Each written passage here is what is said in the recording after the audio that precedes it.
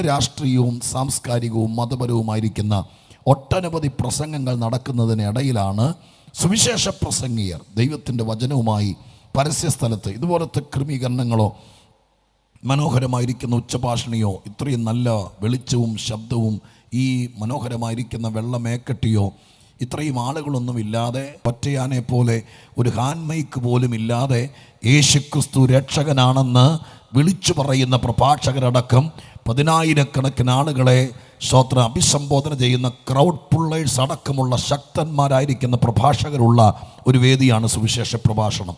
അതുകൊണ്ട് ഇന്ന് രാത്രി ഞങ്ങളെ കേൾക്കുന്ന പ്രിയപ്പെട്ടവരോട് പറയാൻ എന്നെ ഉള്ളിൽ പ്രേരിപ്പിക്കുന്നത്, രാഷ്ട്രീയ പ്രസംഗത്തെക്കാൾ, മതപ്രസംഗത്തെക്കാൾ, മറ്റു ചില സാംസ്കാരിക പ്രസംഗത്തെക്കാൾ, സാമൂഹ്യ വിഷയങ്ങൾ കൈകാര്യം ചെയ്യുന്ന പ്രസംഗത്തെക്കാളെല്ലാം സുവിശേഷ പ്രസംഗത്തിൻ്റെ പ്രത്യേകത എന്താണ്?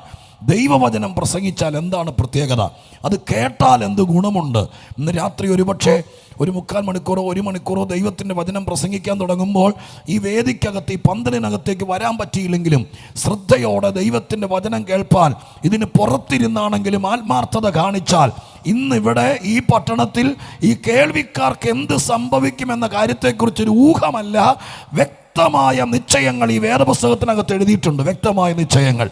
സ്തോത്രം. അതെന്താണെന്നൊരു വാക്ക് പറയുന്നത് സ്തോത്രൻ്റെ കേൾവിക്കാർക്ക് ഗുണകരമാകുമെന്നുള്ള ചിന്തയോടെ ഞാൻ വേഗത്തിൽ പറയാം. സുവിശേഷ പ്രസംഗത്തിൻ്റെ പ്രത്യേകത എന്തെന്ന് വേദികളിൽ നിന്ന് വേദികളിലേക്ക് പോകുന്ന ഈ ഇരിക്കുന്ന കർത്തൃദാസന്മാരടക്കമുള്ള ഞങ്ങളാരെങ്കിലും അനുഭവങ്ങളിൽ നിന്ന് പറയുന്നതിനേക്കാൾ നല്ലത് വേദപുസ്തകത്തിൽ നിന്ന് തന്നെ ഒരു കാര്യം പറയുന്നതായിരിക്കുമെന്നാണ് എൻ്റെ മനസ്സ് പറയുന്നത്. അതുകൊണ്ട് ഞങ്ങൾ പോയപ്പോൾ ഇവിടെ അത് നടന്നു, അവിടെ ഇത് നടന്നു എന്നൊക്കെ പറയുന്നതിനേക്കാൾ സുവിശേഷ പ്രസംഗം നടക്കുന്നിടത്ത് സുവിശേഷ പ്രസംഗത്തിന് മറ്റു ചില പ്രസംഗങ്ങളെക്കാളുള്ള പ്രത്യേകത എന്താണ് എന്നതിനെക്കുറിച്ച് ഞാൻ വേദപുസ്തകത്തിൽ നിന്നൊരു കാര്യം പറയാം. വിശുദ്ധ മർക്കോസിന്റെ സുവിശേഷം വായിക്കണമെന്നില്ല, ഞാൻ പറഞ്ഞു വിടാം. വേദപുസ്തക ചിന്തയുള്ള ആളുകൾ അല്ലെങ്കിൽ വചനം ആഗ്രഹിക്കുന്ന ആളുകൾ നിങ്ങൾ നോക്കിയാൽ മതിയാകും. ഞാൻ ആ വാക്യം പറയാം. മർക്കോസിന്റെ സുവിശേഷം 16-ാം അധ്യായത്തിൻ്റെ 19-20 ആ സുവിശേഷത്തിൻ്റെ അവസാനത്തെ 2 വാക്യങ്ങളാണ്. ഒരു പാരഗ്രാഫിലാണ് എഴുതിയിരിക്കുന്നത്. ആ പാരഗ്രാഫ് അല്ലെങ്കിൽ ഒരു സുവിശേഷം എഴുതി അവസാനിപ്പിക്കുമ്പോൾ ഇങ്ങനെയാണ് എഴുതിയിരിക്കുന്നത്: ഇങ്ങനെ കർത്താവായ യേശു അവരോട് അരുളി ചെയ്ത ശേഷം സ്വർഗത്തിലേക്ക് എടുക്കപ്പെട്ട് ദൈവത്തിൻ്റെ വലത്തുഭാഗത്തിരുന്നു. സ്തോത്രം. ഒരു എഴുത്തെന്ന നിലയ്ക്ക്, ഒരു സുവിശേഷ രേഖ എന്ന നിലയ്ക്ക്, ഒരു സുവിശേഷത്തിൻ്റെ കൺക്ലൂഷന്, പര്യവസാനത്തിന് ഉചിതമായ നിലവാരത്തിൽ അവസാനിപ്പിക്കുകയാണ് മർക്കോസ് എന്ന സുവിശേഷ എഴുത്തുകാരൻ. അദ്ദേഹം അവസാനത്തെ വാക്കുകളിൽ ഇങ്ങനെയാണ് എഴുതിയത്: ഇങ്ങനെ കർത്താവായ യേശു അവരോട് അരുളി ചെയ്ത ശേഷം സ്വർഗത്തിലേക്ക് എടുക്കപ്പെട്ട് പിതാവായ ദൈവത്തിൻ്റെ വലത്തുഭാഗത്തിരുന്നു എന്ന് പറയുമ്പോൾ, ഞാൻ ഇന്ന് രാത്രി എൻ്റെ വണ്ടി ഓടിച്ച് ഇവിടെ വന്ന് യോഗം തീരുമ്പോൾ ധൃതി പിടിച്ച് മടങ്ങിപ്പോകുന്നത് പോലെ യേശു ഇങ്ങ് വന്ന് അപ്പം തന്നെ പോയി എന്നല്ല അതിനർത്ഥം.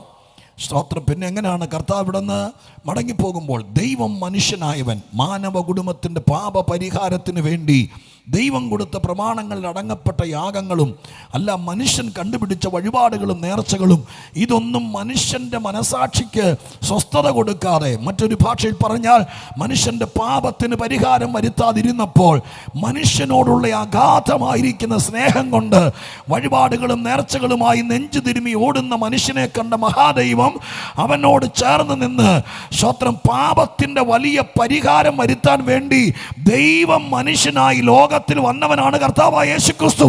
അത് വിശ്വസിക്കുന്ന ദൈവമക്കൾ ഇതിനകത്തുണ്ടെങ്കിൽ, യേശുവിനെ കുറിച്ച് അഭിമാനമുള്ളവർ ദൈവത്തിന് നന്ദിയോടെ സ്തോത്രം ചെയ്താട്ടെ. ഹല്ലേലൂയ. സ്തോത്രം. ഇവിടെ വന്ന് പ്രവൃത്തി കൊണ്ടും കർമ്മം കൊണ്ടും ദൈവമായി തീർന്നവനല്ല യേശു, അവൻ ദൈവമായിരുന്നവനാണ്.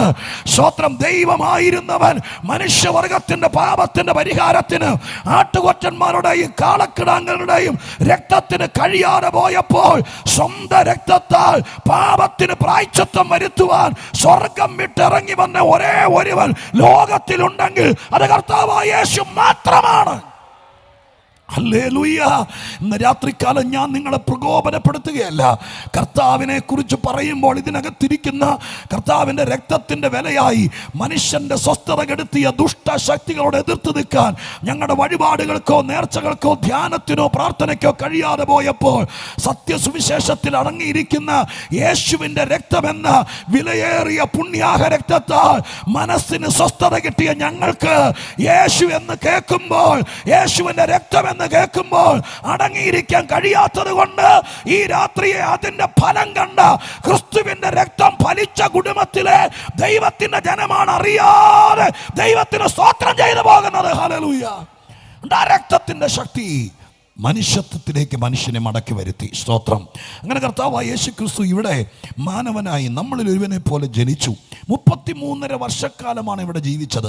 സ്തോത്രം. 33.5 വർഷം ഈ ജഡത്തിൽ ജീവിച്ചു. നാടെങ്ങും നന്മ ചെയ്ത് മനുഷ്യർക്ക് നന്മ മാത്രം പ്രവർത്തിച്ച് മനുഷ്യൻ സഹിച്ച പല വേദനകൾക്കും താൻ ആയിരുന്ന നാട്ടിൽ പരിഹാരം വരുത്തി, രോഗികളെ സൗഖ്യമാക്കി, ഭൂതങ്ങളെ പുറത്താക്കി, മരിച്ചവരെ ഉയർപ്പിച്ച് താൻ ദൈവമാണെന്ന് നിസ്സംശയം എതിരാളിക്ക് പോലും പറയാൻ കഴിയാത്ത നിലവാരത്തിൽ, എതിര് പറയാൻ കഴിയാത്ത നിലവാരത്തിൽ ദൈവമാണെന്നുള്ള കാര്യം തെളിയിച്ച് കർത്താവ് യേശു ഈ ഭൂമിയിലായിരിക്കുന്ന സമയം കർത്താവ് ഇവിടെ വന്നത് ഒരു മാന്ത്രികനെ പോലെയോ മജിഷ്യനെ പോലെയോ അത്ഭുതങ്ങൾ നടത്തി കയ്യടി വാങ്ങിച്ച് ആളെ കൂട്ടി ഒരു മതം സ്ഥാപിച്ചു പോകാനല്ലായിരുന്നു. പിന്നെയോ യേശു ഇവിടെ വന്നത് മനുഷ്യന്റെ പാപത്തിന്റെ പരിഹാരത്തിനായിരുന്നു.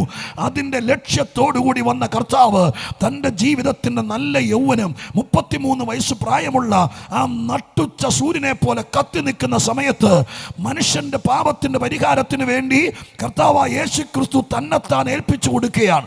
യേശു ക്രിസ്തുവിന്റെ അവസാന പെസഹ രാത്രി, യഹൂദ പശ്ചാത്തലത്തിൽ ജനിച്ച കർത്താവായ യേശു അവന്റെ അവസാനത്തെ പെസഹ രാത്രി തന്റെ അരിമ ശിഷ്യന്മാരുമായി യെരുശലേം പട്ടണത്തിന്റെ ഒത്ത നടുക്കുള്ള ഒരു മാളിക മുറിയിൽ പെസഹ ആചരിച്ച അനന്തരം സ്തോത്രം തന്റെ ശിഷ്യന്മാരുമായ പെസഹ ആചരിച്ച മാളിക മുറിയുടെ പടിക്കെട്ട് ഇറങ്ങി വന്ന് താഴെ നിന്ന് കെട്ടിപ്പിടിച്ച് ചുംബനം കൊടുത്തതിന് ശേഷം സ്തോത്രം താൻ പതിവായി പ്രാർത്ഥിക്കാൻ പോകാറുള്ള ഗദസമന തോട്ടത്തിലേക്ക് പ്രാർത്ഥനയ്ക്കായി പോയി.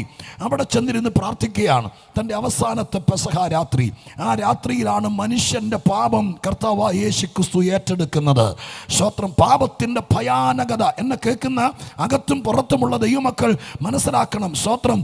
പാപം പരിഹരിക്കപ്പെട്ടില്ലെങ്കിൽ ഇരുമ്പ് തുരുമ്പിക്കുന്നതിനേക്കാൾ കഷ്ടമാണ് മനുഷ്യൻ തകർന്നു പോകുന്നത്. അതുകൊണ്ട് ഇന്ന് രാത്രി മറ്റൊന്നും നടന്നില്ലെങ്കിലും എന്നെ കേൾക്കുന്ന പ്രിയപ്പെട്ടവർ ഈ വാക്ക് ഗൗരവമായിട്ട് എടുക്കണം. സ്തോത്രം. ജീവിതം രക്ഷപ്പെടാൻ നമുക്ക് പണത്തേക്കാൾ വേണ്ടത് പാപപരിഹാരമാണ്. സ്തോത്രം. 5 മക്കൾ 5 രാജ്യത്ത് ചെന്നാലും ഇവിടെ സ്വസ്ഥതയില്ലാത്തവരെ ഞാൻ കണ്ടിട്ടുണ്ട്. അത് സ്തോത്രം സമാധാനത്തോടെ കിടന്നുറങ്ങണമെങ്കിൽ, സ്വസ്ഥതയോടെ ജീവിക്കണമെങ്കിൽ, ലഭിച്ച നന്മ അനുഭവിക്കണമെങ്കിൽ ഞങ്ങൾ ശക്തമായി പറയും, യേശു ക്രിസ്തുവിന്റെ രക്തത്താൽ പാപത്തിന് പരിഹാരം വരണം. പാപപരിഹാരമില്ലാത്ത മനുഷ്യൻ സ്തോത്രം നട്ടോട്ടം ഓടുന്നവനാണ്. അങ്ങനെ കർത്താവായ യേശു മനുഷ്യന്റെ പാപം ഏറ്റെടുക്കുന്ന ഒരു രംഗം വേദപുസ്തകത്തിലെ ലൂക്കോസ് എന്ന എഴുത്തുകാരൻ തൻ്റെ സുവിശേഷത്തിൽ എഴുതിയിട്ടുണ്ട്. സ്തോത്രം. ലൂക്കോസ് എഴുതിയിരിക്കുന്നത് ഇപ്രകാരമാണ്. ഗദസമനയിൽ നല്ല മധ്യപൂർവ്വ ദേശത്ത് ശീതകാലത്ത് നല്ല രാത്രി, കുളിരും മഞ്ഞുമുള്ള ആ രാത്രിയിൽ കർത്താവ് രാത്രി പെസഹ കഴിഞ്ഞ് അർദ്ധരാത്രിയോട് അടുക്കുന്ന സമയമായിരിക്കാം. ആ സമയത്ത് ഈ മലയിൽ പരസ്യമായി ഇതുപോലെ അടച്ചു കെട്ടിയ ചൂടേറിയ ഒരു അന്തരീക്ഷത്തിൽ ഒരു ഹോളിനകത്തല്ല, ഒരു ഓഡിറ്റോറിയത്തിനകത്തോ പന്തലിനകത്തല്ല, യേശു ക്രിസ്തു തുറസായ ഒരു മലയിൽ, തുറസായ സ്ഥലത്ത് ശീതം നന്നായിട്ടുള്ള രാത്രി കർത്താവ് പോയി മുട്ടുകുത്തി പ്രാർത്ഥിക്കുക. താൻ പതിവായി പ്രാർത്ഥിക്കുന്ന ഒരു പാറമേൽ പ്രാർത്ഥിക്കുകയാണ്. ദൈവമക്കൾ പ്രാർത്ഥിച്ചുകൊണ്ടിരിക്കണം കേട്ടോ. സ്തോത്രം. ആ പാറമേൽ പ്രാർത്ഥിക്കുന്ന സമയത്താണ് സ്തോത്രം മനുഷ്യന്റെ പാപം ദൈവമായി കർത്താവ് ഏറ്റെടുക്കുന്നത്. ആ സമയത്ത് ലൂക്കോസ് എഴുതിയിരിക്കുന്നത് ഇങ്ങനെയാണ്. സ്തോത്രം. കർത്താവിന്റെ രക്തധമനികൾ പൊട്ടി രോമകൂപത്തിലൂടെ വിയർപ്പ് തുള്ളികൾക്ക് പകരം രക്തത്തുള്ളികൾ ഇറ്റിറ്റ് വീഴാൻ തുടങ്ങി. ഇന്ന് രാത്രികാലം നിങ്ങൾ കേട്ടെ. സ്തോത്രം. പാപമില്ലാത്ത പരിശുദ്ധനായ മഹാദൈവത്തിന്റെ പുത്രൻ മനുഷ്യന്റെ പാപം ഏറ്റെടുക്കുമ്പോൾ സ്തോത്രം ആരും തല്ലിയില്ല, ചാട്ടവാറ് കൊണ്ട് അടിച്ചില്ല. ആ പാപത്തിന്റെ കഠോരത എത്ര വലുതാണെന്ന് മനസ്സിലാക്കാൻ നിങ്ങൾ ആ ഭാഗം ചിന്തിച്ചാൽ മതി. കർത്താവിന്റെ രക്തധമനികൾ പൊട്ടിയിട്ട് രോമകൂപത്തിലൂടെ വേണ്ട, അതിനു മുമ്പ് യേശു വിയർപ്പ് തുള്ളികൾ എഴുതിയിരിക്കുന്നത് ഞാൻ ആദ്യം ഓർപ്പിച്ചതുപോലെ നല്ല രാത്രി, തണുപ്പുള്ള രാത്രി യേശു വേർക്കണമെങ്കിൽ നിങ്ങളൊന്ന് ചിന്തിച്ചു നോക്കേ. രാത്രി എയർ കണ്ടീഷനുള്ള മുറിയിൽ അച്ഛനും ആൻറ്റിയും കൂടി കിടന്നുറങ്ങുന്ന സമയത്ത് എയർ കണ്ടീഷനുള്ള മുറിയിൽ നല്ല തണുപ്പുള്ളപ്പോൾ അതിലൊരാൾ വെട്ടി വേർക്കുന്നെങ്കിൽ അതിനർത്ഥം എന്താ? സാധാരണ ഹാർട്ട് അറ്റാക്ക് ഒക്കെ വരുമ്പോഴാണ് സ്വത്രം അങ്ങനെയുള്ള പ്രശ്നം വരുന്നത്, നെഞ്ചു പൊടിയുമ്പോൾ. സ്വത്രം അങ്ങനെയാണെങ്കിൽ രാത്രിയിലെ നിശബ്ദതയിൽ മഞ്ഞ് വീഴുന്ന ആ മനോഹരമായിരിക്കുന്ന മധ്യപൂർവ്വ ദേശത്തിലെ തുറസായ സ്ഥലത്തൊരു പാറമേൽ പ്രാർത്ഥിച്ചിരിക്കുമ്പോൾ എൻ്റെ കർത്താവിൻ്റെ വേർപ്പ് തുള്ളികൾ രക്തത്തുള്ളികൾ പോലെ ആയെങ്കിൽ അതിനർത്ഥം എന്താ? അത്ര ഭയാനകമാണ് പാപം. ഹല്ലേലൂയ. ഇന്ന് രാത്രി മറ്റൊന്നും പറഞ്ഞില്ലെങ്കിലും ഞാൻ മനസ്സുകൊണ്ട് പ്രാർത്ഥിക്കുന്നു, പാപത്താൽ ബന്ധിക്കപ്പെട്ട ആരെങ്കിലും ഒക്കെ ഉണ്ടെങ്കിൽ അവരുടെ കണ്ണുനീരിനും പ്രാർത്ഥനയ്ക്കും മറുപടിയായി സ്വർഗം പാപത്തിന് പരിഹാരം വരുത്തട്ടെ. ദൈവമക്കളും അങ്ങനെ തന്നെ പ്രാർത്ഥിച്ചുകൊണ്ടിരിക്കുക. ഹല്ലേലൂയ. രക്തധമനികൾ പൊട്ടി രോമകൂപത്തിലൂടെ വേർപ്പ് തുള്ളിക്ക് പകരം രക്തത്തുള്ളികൾ ഇറ്റിറ്റ് വീണു. ബലഹീനനായ കർത്താവ് പാറയിൽ നിന്ന് എഴുന്നേക്കാൻ ശക്തിയില്ലാതെ പാറപ്പുറത്ത് വീണു.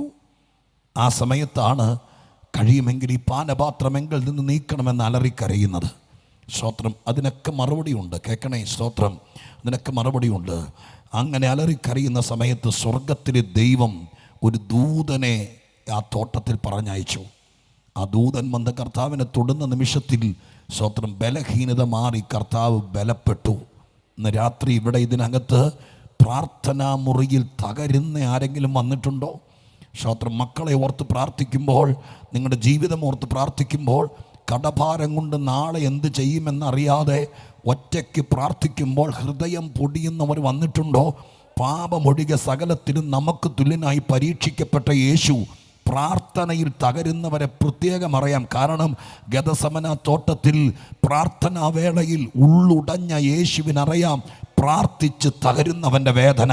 ഇന്ന് രാത്രി ഞാൻ ആത്മാവിൽ പറയാം, അന്ന് യേശുവിനെ തൊട്ട് ബലപ്പെടുത്താൻ ഒരു ദൂതനാ വന്നത്. എന്നാൽ ഇന്ന് രാത്രി ഇതിനകത്തിരിക്കുന്ന ദൈവത്തിൻ്റെ മക്കളെ, കർത്തൃദാസിമാരെ, അമ്മമാരെ, നിങ്ങളുടെ പ്രാർത്ഥനയുടെ തകർച്ചയിൽ നിങ്ങൾ ഉടയുമ്പോൾ, നിങ്ങൾ തകരുമ്പോൾ നിങ്ങൾക്ക് വേണ്ടി ദൂതനല്ല, ഇന്ന് രാത്രി ആണിപ്പഴുതുള്ള കരം. വിശ്വസിക്കാൻ ഇവിടെ ആളുണ്ടെങ്കിൽ നിന്റെ മനസ്സ് തകർന്നിരിക്കുന്ന വിഷയത്തിൻ്റെ മേൽ ആണിപ്പഴുതുള്ള കരം ഇന്ന് രാത്രി തൊടുമെന്ന് ആത്മാവിൽ വിശ്വസിക്കുന്ന ദൈവമക്കൾ ഇവിടെ ഉണ്ടെങ്കിൽ അവര് ശക്തിയോടെ ദൈവസന്നിധിയിൽ വിശ്വസിച്ചോ. സ്വർഗത്തിന്റെ കരം തൊട്ട് നിന്നെ ബലപ്പെടുത്താൻ ദൈവം വിശ്വസ്തനാണ്. ഹല്ലേലൂയ. ഹല്ലേലൂയ. ദൈവത്തിന് നന്ദിയോടെ സ്തോത്രം ചെയ്യുന്നു. കർത്താവ് ബലപ്പെട്ട് എഴുന്നേറ്റ് നിൽക്കുമ്പോഴാണ് ആ മലഞ്ചെരിവ് ഒരു തോടാണ് അതിനെ അതിരി നിശ്ചയിക്കുന്നത്. കെദ്രോൻ തോടെന്ന് വേദപുസ്തകത്തിലെ ഭൂമിശാസ്ത്രപരമായി വിളിക്കും. അങ്ങനെ കർത്താവ് താഴേക്ക് നോക്കുമ്പോൾ ആ മലയുടെ മുകളിൽ ഒരു മലഞ്ചെരിവിൽ പ്രാർത്ഥിച്ച പാറയുടെ ചുവട്ടിൽ പ്രാർത്ഥിച്ചിരിക്കുന്ന യേശു കണ്ടു.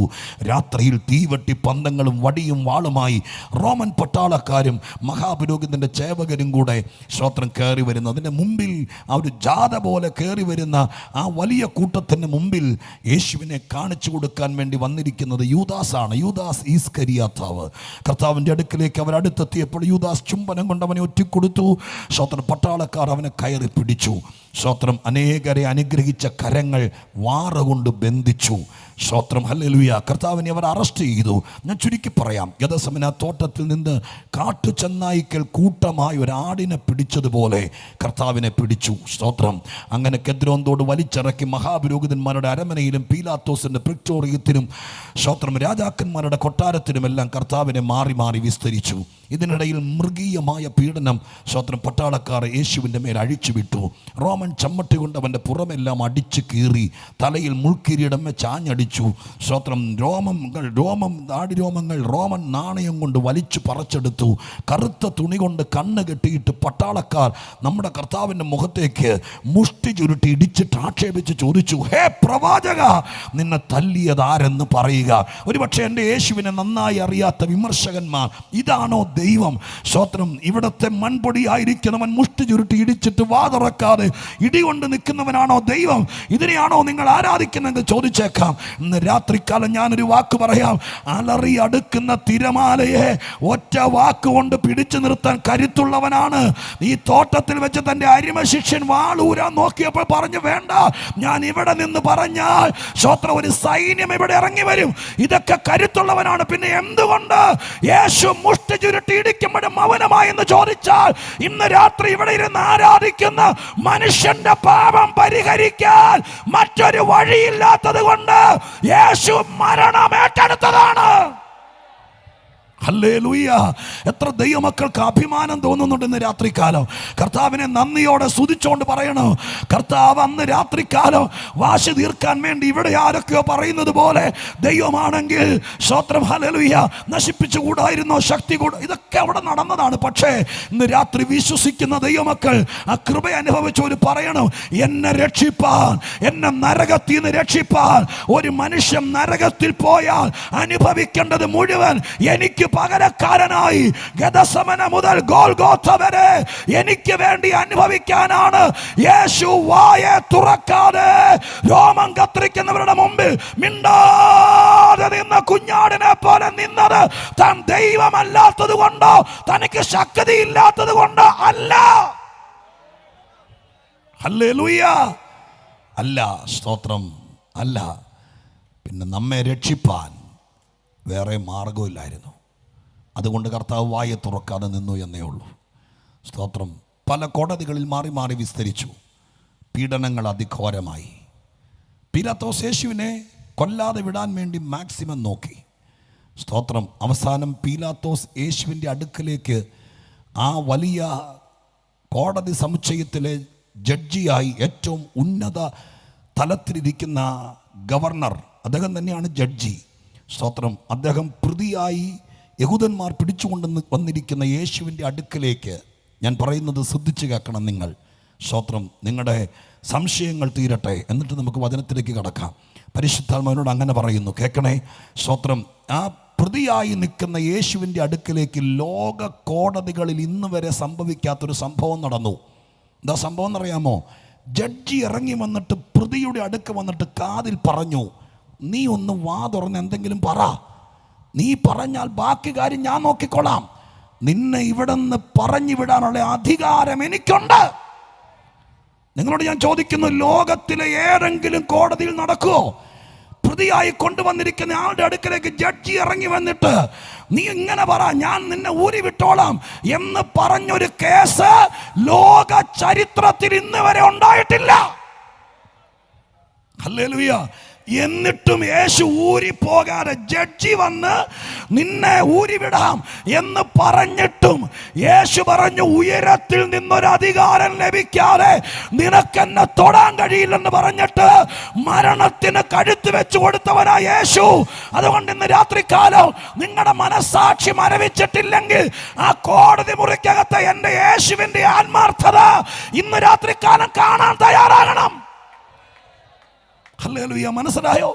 ജഡ്ജിയോടോ ഇറങ്ങിപ്പോക്കോടോ, താനൊരു വാക്ക് പറ, ബാക്കി ഞാൻ പറഞ്ഞോളാം എന്ന് പറഞ്ഞിട്ട് യേശു പറഞ്ഞു, വേണ്ട വേണ്ട, ഞാൻ രക്ഷപ്പെടാൻ വന്നവനല്ല, ഞാൻ രക്ഷിക്കാൻ വന്നവനാണ്.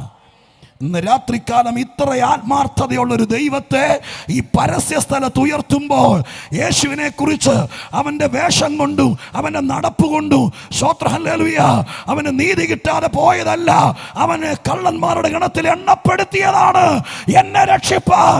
അതുകൊണ്ട് എന്ത് സംഭവിച്ചു? സ്തോത്രം. ആയിരമല്ല ദശലക്ഷക്കണക്കിന് ആളുകൾ യേശുക്രിസ്തുവിന്റെ കാൽവരി മരണത്തിൽ വിശ്വസിച്ചത് കൊണ്ട് ഒരിക്കൽ പോലും ദൈവത്തെ ദൈവമെന്ന് വിളിക്കാൻ അവകാശമില്ലാതിരുന്ന ഞങ്ങളെ പോലുള്ള കുറെ പേരെ സ്വർഗത്തിലെ ദൈവത്തിന്റെ പുത്രന്റെ ചോരയാൽ ദൈവത്തിന്റെ മക്കളാക്കി മാറ്റി. കർത്താവിന് നന്ദിയോടെ മഹത്വം കൊടുത്തു. അവന് മഹത്വം കൊടുക്കുന്നിടത്ത് ദൈവം ഇറങ്ങി വരുമെന്ന ഈ വേദപുസ്തകം എഴുതിയിരിക്കുന്നത്. അതിന്ന് രാത്രി ഇവിടെ സംഭവിക്കണം. ഞാൻ പറഞ്ഞു തുടങ്ങിയത് മറ്റു ചില പ്രസംഗങ്ങളെക്കാൾ ദൈവവചന പ്രഘോഷണത്തിന്റെ പ്രത്യേകതയാണ്. പക്ഷെ പരിശുദ്ധാത്മാവ് അതിനിടയിൽ ചില ദൂതുകൾ കയറ്റി വെക്കുക. ഞാൻ ഇത്രയൊന്നും പറയാനല്ല ആഗ്രഹിച്ചത്. പക്ഷെ ദൈവം പറയുന്നു, സ്തോത്രം, രക്ഷപ്പെടാൻ വന്നവനല്ല, രക്ഷിക്കാൻ വന്നവനാകയാൽ. ജഡ്ജി പറഞ്ഞിട്ട് പോലും ഊരിപ്പോകാത്തവനാ എൻ്റെ യേശു. സ്തോത്രം. അതുകൊണ്ട് കർത്താവിനെ വേണ്ടാത്ത രീതിയിലൊന്നും ചിന്തിക്കണ്ട. സ്തോത്രം. ആത്മാർത്ഥതയോടെ യേശു ക്രിസ്തു ക്രൂശിലേക്ക് പോകുകയാണ്. അടിയേറ്റ് തകർന്നവനായി, കുരിശ് ചുമക്കാൻ ത്രാണിയില്ലാത്തവനായി, യെരൂശലേമിൻ്റെ തെരുവീതിയിലൂടെ വണ്ടി വലിക്കുന്നത് പോലെ ഭാരമേറിയ കുരിശും തോളിലേന്തിക്കൊണ്ട് സ്തോത്രം ഗോൽഗോത്ത കുന്നിലേക്ക് എത്തിയപ്പോൾ ചുമന്നുകൊണ്ട് വന്ന കുരിശിലേക്ക് കർത്താവിനെ മലർത്തി കടത്തി. കൈത്തണ്ടയിലേക്ക് കരുതി വെച്ചിരുന്ന കൂർത്ത് മൂർത്ത കാരിരുമ്പാണികൾ അടിച്ചിറക്കി. വാവിട്ട് നിലവിളിച്ചു. ആ കുരിശ് പാറയിൽ വെട്ടിയൊരു കുഴിയിലേക്ക് എടുത്തിട്ടു. ആകാശത്തിൻ്റെയും ഭൂമിയുടെയും മധ്യത്തിൽ, ഭൂമിയുടെ മധ്യഭാഗത്ത് സ്തോത്രം, രണ്ട് കള്ളന്മാരുടെ നടുവിൽ ലോകത്തിൻ്റെ രക്ഷകൻ, പ്രപഞ്ചത്തിൻ്റെ സൃഷ്ടാവ് ഉണ്ടാകട്ടെ എന്നൊരു വാക്ക് കൽപ്പിച്ചപ്പോൾ ഉളവാക്കിയവനായ മഹാദൈവം നമ്മെ രക്ഷിപ്പാൻ വേണ്ടി ഈ ശാപഭൂമിയിൽ വന്ന് മരക്കുരിശിൽ തൂങ്ങി 3 ആണിമേൽ സ്വന്തം തോളിൽ തലചായ്ച്ച് മരിച്ചു. സ്തോത്രം. ഇനി പറയുന്നത് കേൾക്കണം. അരിമത്തിയിലെ യോസേപ്പിൽ യേശുവിൻ്റെ കല്ലറയിൽ യേശുവിനെ അടക്കം ചെയ്തു. കർത്താവ് പറഞ്ഞതുപോലെ റോമൻ സർക്കാർ മുദ്ര വെച്ച കല്ലറയാണെങ്കിലും വാക്ക് പറഞ്ഞാൽ പാലിക്കുന്ന കർത്താവ് 3-ാം നാൾ ഉയർത്തെഴുന്നേൽക്കുമെന്ന് പറഞ്ഞവൻ മുദ്ര പൊട്ടിച്ച് ഉയർത്തെഴുന്നേറ്റു. സ്തോത്രം, ഹല്ലേലൂയ. അതൊരു ബാലരമ കഥയല്ല, അതൊരു ഐതിഹ്യമല്ല, ചരിത്രം തെളിയിച്ച സത്യമാണ്. യേശുക്രിസ്തു ഉയർത്തെഴുന്നേറ്റു. ഉയർത്തെഴുന്നേറ്റ കർത്താവ് സ്തോത്രം ആരും അറിയാതെ അങ്ങ് പോയിന്നല്ല. ഈ ഭൂമിയിൽ 13-ൽ പരം പ്രാവശ്യം 500-ലധികം ആളുകൾക്ക് ഉയർത്തെഴുന്നേറ്റ ശേഷം താൻ ജീവിച്ചിരിക്കുന്നു എന്ന് പ്രത്യക്ഷനായതിനു ശേഷമാണ് സ്വർഗത്തിൽ പോയത്. സ്തോത്രം. അതല്ലാതെ ഞങ്ങൾ ഉണ്ടാക്കിയ കഥയല്ല. നഗ്ന നേത്രം കൊണ്ട് 13-ലധികം പ്രാവശ്യം പച്ച കണ്ണുകൊണ്ട് ആളുകൾ കണ്ടു. അവരുടെ നടുവിൽ വന്നു, അവരുടെ കൂടെ ഇരുന്നു, അവരെ തൊട്ടു. സ്തോത്രം. അങ്ങനെയാണ് കർത്താവായ യേശു സ്വർഗാരോഹണം ചെയ്തത്. വേദപുസ്തകത്തിൽ ലഭിച്ചിരിക്കുന്ന അറിവനുസരിച്ച് 13-ാമത്തെ പ്രാവശ്യം സ്തോത്രം ഗലീലയിലെ ആളുകൾ, കർത്താവിൻ്റെ ശുശ്രൂഷ ഏറ്റവും അധികം അനുഭവിച്ചത് ഗലീലക്കാരാണ്. ഗലീലയിലെ ആളുകൾ സ്തോത്രം ആ ഒലിവുമലയുടെ മടക്കിൽ, ആ മലഞ്ചെരിവിൽ എല്ലാവരും കൂടി വന്ന് നിൽക്കുക കർത്താവിനെ യാത്രയയക്കാൻ വേണ്ടി. അത്രയും ആളുകൾ ഒരുമിച്ച് 500-ൽ പരം പുരുഷന്മാർ നോക്കി നിൽക്കുമ്പോൾ കർത്താവായ യേശുക്രിസ്തു ഒരു അനീക്ഷയും ആവിയുമായിട്ടല്ല, ഈ 500 പേരെ, ഒരാളോ 2 പേരല്ല, 500 ആളുകൾ, 1000 കണ്ണുകൾ ആകാശത്തിലേക്ക് നോക്കി നിൽക്കുമ്പോൾ, ഞങ്ങൾ ഈ പ്രസംഗിക്കുന്ന യേശു നഗ്ന നേത്രങ്ങൾ കൊണ്ട് കണ്ടു നിൽക്കുമ്പോൾ പതുക്കെ ഭൂമിയിൽ നിന്ന് അവന്റെ കാലുകൾ പറഞ്ഞു മോളിലേക്ക് ഉയരാൻ തുടങ്ങി. സ്തോത്രം. മെല്ലെ മെല്ലെ യേശുക്രിസ്തു സ്വർഗാരോഹണം ചെയ്തു. ആകാശത്തിലേക്ക് എടുക്കപ്പെട്ടു. മേഘപ്പാളികൾക്കപ്പുറത്തേക്ക് പോകുമ്പോൾ ഗലീല പുരുഷന്മാർ ആകാശത്തേക്ക് നോക്കി കരഞ്ഞോണ്ട് നിൽക്കുമ്പോൾ 2 ദൂതന്മാർ ഇറങ്ങി വന്നിട്ട് പറഞ്ഞു, ഗലീല പുരുഷന്മാരെ, നിങ്ങൾ ആകാശത്തിലേക്ക് നോക്കുന്നത് എന്ത്? നിങ്ങളെ വിട്ട് കടന്നുപോയ കർത്താവ് പോയതുപോലെ മടങ്ങി വരും. ഹല്ലേലൂയ. സന്തോഷമുള്ള ദൈവമക്കൾ നന്ദിയോടെ ദൈവത്തിന് സ്തോത്രം ചെയ്യുക. ഇത്രയും തെളിവോടെ ഈ ലോകത്തിൽ വന്ന ആരും പോയിട്ടില്ലെന്ന് ലോകം എന്തു പറഞ്ഞാലും നിഷേധിക്കാൻ കഴിയാത്ത തെളിവുകളുമായി നമ്മുടെ കർത്താവ് ഇന്ന് രാത്രി ജീവിക്കുന്നവനാകയാൽ സ്തോത്രം, ഹല്ലേലൂയ. ഇത്രയും തെളിവോടെ പരസ്യ സമയത്ത് ഒരു പാതിരാത്രിക്ക് കർത്താവ് പോയിന്നല്ല, നട്ടുച്ച നേരത്ത് കണ്ണിന് വെട്ടം തെളിക്കാതെ കാണുന്ന മണ്ഡലത്തിൽ യേശുക്രിസ്തു ഈ ഭൂമി വിട്ട് സ്വർഗത്തിലേക്ക് എടുക്കപ്പെട്ടു. ആ പോക്കാണ് മർക്കോസ് എഴുതിയിരിക്കുന്നത്. അവൻ ഇവിടെ നിന്നെടുക്കപ്പെട്ട് സ്വർഗത്തിലേക്ക് കരേറി പിതാവിൻ്റെ വലത്ത് ഭാഗത്തിരുന്നു. ഞാൻ പറഞ്ഞു വന്നത് സുവിശേഷ പ്രസംഗത്തിൻ്റെ പ്രത്യേകതയാണ്, അതിവിടെ പറഞ്ഞില്ല. ഇങ്ങനെ എഴുതി 19-ാം വാക്യം എഴുതി ആ സുവിശേഷം അവസാനിപ്പിക്കായിരുന്നു.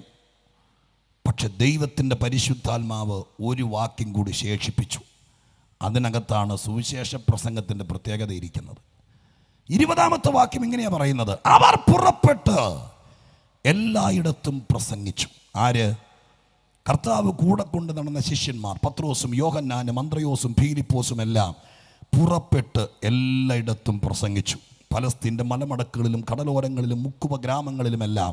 ഞാൻ ആദ്യം ഓർപ്പിച്ചതുപോലെ ഇത്രയും ആളുകളില്ലാത്ത, പാട്ടുകാരില്ലാത്ത, മൈക്കില്ലാതെ, യാതൊരുവിധ സാമഗ്രികളുമില്ലാതെ 4 ആളുകൾ കൂടുന്നിടത്തെ ഹൂദാ മതത്തിൻ്റെ കടുത്ത വൈരാഗ്യവും എതിർപ്പും അവഗണിച്ചുകൊണ്ട് കൂടെ നടന്നവർ യേശുക്രിസ്തുവിനെ പ്രസംഗിച്ചു. ഇനി ശ്രദ്ധിക്കണം പ്രസംഗത്തിൻ്റെ പ്രത്യേകത പറയാൻ. അടുത്ത വാചകം എഴുതിയിരിക്കുന്നത് ഇങ്ങനെയാണ്, അവർ പ്രസംഗിക്കാൻ തുടങ്ങിയപ്പോൾ കർത്താവ് അവിടെ ഇരുന്ന് പ്രവർത്തിച്ചു എന്നല്ല. ആ വാക്ക് നിങ്ങൾ കണ്ടോ? ബൈബിളിലേക്ക് നോക്കുന്നതെങ്കിൽ ആ വാക്ക് ഇങ്ങനെ എഴുതിയിരിക്കുന്നത്, കർത്താവ് അവിടെ ഇരുന്ന് പ്രവർത്തിച്ചെന്നല്ല, അവരോട് കൂടെ പ്രവർത്തിച്ചു എന്ന് പറഞ്ഞാൽ അല്പനേരം മുമ്പ് പിതാവിൻ്റെ വലത്തുഭാഗത്തിരുന്നവൻ ഈ ഭൂമിയുടെ എവിടെയെങ്കിലും ഒരു കോണിൽ യേശുവിനെ ആരെങ്കിലും ഒറ്റയ്ക്ക് നിന്ന് പ്രസംഗിച്ചാൽ യേശുക്രിസ്തു അവിടെ ഇരുന്ന് പ്രസംഗം കേൾക്കുമെന്നല്ല. ആര് പ്രസംഗിക്കുന്നു ആ പ്രസംഗിക്കുന്ന സ്ഥലത്ത് പ്രസംഗിക്കുന്നവരോട് കൂടെ പ്രവർത്തിക്കാൻ ഈ മരണത്തെ ജയിച്ചവൻ പ്രസംഗം നടക്കുന്നിടത്ത് വരുമെന്നല്ല, അവൻ അവിടെ പ്രവർത്തിക്കും. ഹല്ലേലൂയ. ഈ ഉറപ്പ് ഇന്ന് രാത്രി ഉണ്ടെങ്കിൽ ഇന്ന് രാത്രി അമിതമായി വിശ്വസിക്കണം. 4 പ്രസംഗം നടത്താനല്ല ഈ പന്തല് കെട്ടിയത്.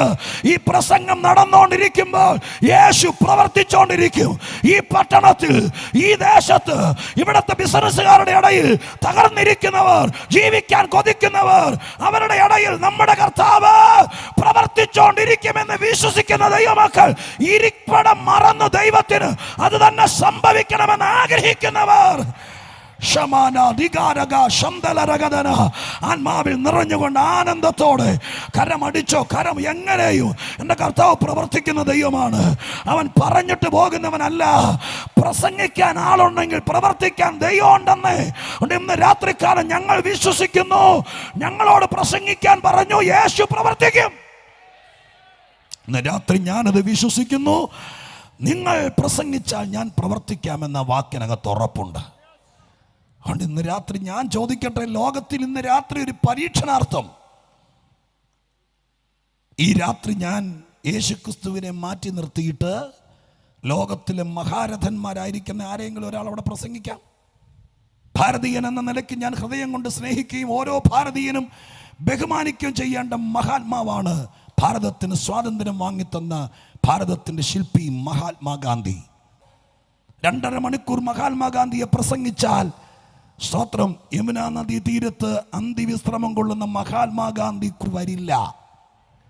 സൂര്യനസ്തമിക്കാത്ത സാമ്രാജ്യം എന്നറിയപ്പെട്ടിരുന്ന ബ്രിട്ടീഷ് സാമ്രാജ്യത്തിന്റെ അധികാരികളും രാജാക്കന്മാരും രാജ്ഞികളും വൈസ്രോയികളും അന്തിവിശ്രമം കൊള്ളുന്ന സ്ഥലമാണ് ഇംഗ്ലണ്ടിലെ വെസ്റ്റ് മിനിസ്റ്റർ ആബി.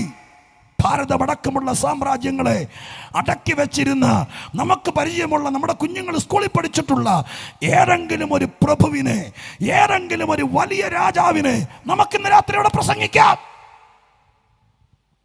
ആരെ പ്രസംഗിച്ചാലും കല്ലറയിൽ നീറിയടങ്ങിയ ഒരാളും ആ പ്രസംഗിക്കുന്നിടത്ത് വരികയില്ല.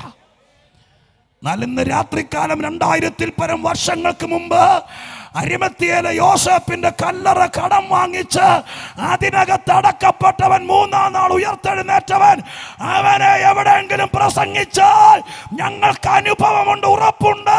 ദൈവസഭ നിലനിൽക്കാൻ കാരണം പ്രസംഗത്തിന്റെ ചാതുര്യം കൊണ്ടല്ല, അതിന്റെ വർണ്ണന കൊണ്ടല്ല, അതിനകത്തെ ജ്ഞാനം കൊണ്ടല്ല. ഞങ്ങൾ പ്രസംഗിക്കുന്നിടത്ത് യേശു പ്രവർത്തിക്കാൻ വരും. ഇന്ന് രാത്രി രോഗികൾ സൗഖ്യമാകും. ഇന്ന് രാത്രി ദുഷ്ടശക്തികളുടെ പിടിയിൽ നിന്ന് ആളുകൾ വിടുവിക്കപ്പെടും. ഇന്ന് രാത്രി കരയുന്ന അമ്മമാരെ, നിങ്ങളുടെ വീട്ടിലെ പല വിഷയങ്ങൾക്കും വിടുതലാകും. നീ രക്ഷപ്പെടാൻ ആഗ്രഹിക്കുന്ന ഒരാളാണെങ്കിൽ നിന്റെ പാപത്തിന് പരിഹാരമാകും. നീ തകർന്നിരിക്കുന്നവനാണെങ്കിൽ ഇന്ന് രാത്രി നിനക്ക് കൈത്താങ്ങലായി ദൈവപുത്രൻ ഇറങ്ങി വരും. ഇതിനകത്ത് കയറിയില്ലെങ്കിലും വീട്ടിൽ പോകാൻ പോലും മനസ്സില്ലാതെ ഭാരം പേറി നിൽക്കുന്ന ആരെങ്കിലും ഉണ്ടെങ്കിൽ ഇന്ന് രാത്രി ഞങ്ങളുടെ പ്രസംഗത്തിന്റെ പ്രത്യേകത അല്ല, സുവിശേഷ പ്രസംഗത്തിന്റെ പ്രത്യേകത, ഇത് കേൾക്കാൻ മനസ്സുണ്ടെങ്കിൽ പ്രവർത്തിക്കാൻ സാക്ഷാൽ ദൈവം, സച്ചിദാനന്ദനായവൻ, സർവേശ്വരനായവൻ, സനാതനനായവൻ, മനുഷ്യനെ സൃഷ്ടിച്ചവൻ, അവന്റെ വേദന അറിയുന്നവൻ, ഇന്ന് രാത്രികാലം അവനെ പ്രസംഗിക്കാൻ തുടങ്ങിയാൽ അവിടെ പ്രവർത്തിക്കാൻ വരുന്ന പോരാ. ദൈവമക്കൾ ഇന്ന് രാത്രിക്കാലം അത് വിശ്വസിക്കുന്നവരാണെങ്കിൽ മനസ്സ് തുറന്ന് ശക്തിയോടെ ദൈവത്തിന് സ്തോത്രം ചെയ്തുകൊണ്ടിരിക്കണം. ഒരു 2 മിനിറ്റെങ്കിലും അത് വിശ്വസിക്കുന്നു എന്നുള്ളതിൻ്റെ പക്കാ തെളിവായി നിങ്ങളുടെ അധരങ്ങൾ തുറന്ന് കരമടിച്ചോ, അന്യഭാഷ പറഞ്ഞോ, വഴിയോരാന്നൊന്നും ഓർക്കണ്ട. ഇത് മാസയോഗ അല്ലെന്ന് എനിക്കറിയാം, ഇത് കൺവെൻഷനാണെന്നറിയാം. പക്ഷെ എൻ്റെ കർത്താവിനെ ഇന്ന് രാത്രി ഉയർത്തുമ്പോൾ മറ്റെന്തിനേക്കാൾ യേശു പ്രവർത്തിക്കുമെന്ന് നിനക്ക് വിശ്വാസമുണ്ടെങ്കിൽ ദൈവമക്കൾ ഇന്ന് രാത്രികാലം വിശ്വസിക്കുക. നിന്റെ ചെറുതും വലുതുമായ സകല കാര്യങ്ങളുടെ മേലും കർത്താവിന്റെ കരം ഇന്ന് രാത്രികാലം പെരുവെള്ളത്തിൽ നിന്ന് നിന്നെ വലിച്ചെടുക്കുന്നത് പോലെ ശക്തിയോടെ കരമടിക്കുന്നെങ്കിൽ ആത്മാർത്ഥതയോടെ സ്വത്രം പറയുന്നെങ്കിൽ ഉള്ളു തുറന്ന് ശബ്ദമുയർത്തി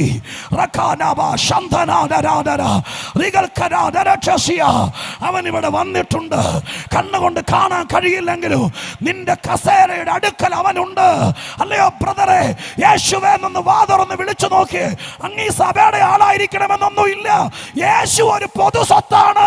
യേശു ഒരു മതത്തിന്റെ ആളല്ല, ഒരു സമൂഹത്തിന്റെ ആളല്ല. അവനെ പരസ്യമായി ദൈവം തന്നിരിക്കുകയാണ്. സകല ഭൂവാസികളുമായുള്ളവരെ, നിങ്ങൾക്കുള്ളതാണ് യേശു. എൻ്റെ കർത്താവിന് പ്രവർത്തിക്കണമെങ്കിൽ നമ്മൾ ചിലർ നിന്നു കൊടുക്കണം. ആ വാക്യം അങ്ങനെയാണ്. അവൻ ഒറ്റയ്ക്ക് നടന്ന് പ്രവർത്തിച്ചെന്നല്ല, അവരോട് കൂടെ പ്രവർത്തിച്ചു.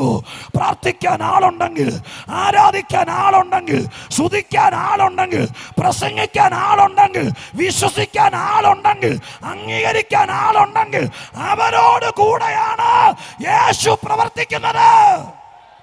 വിമർശിക്കുന്നവരോട് കൂടെയല്ല, വിശ്വസിക്കുന്നവരോട് കൂടെ പ്രവർത്തിക്കും.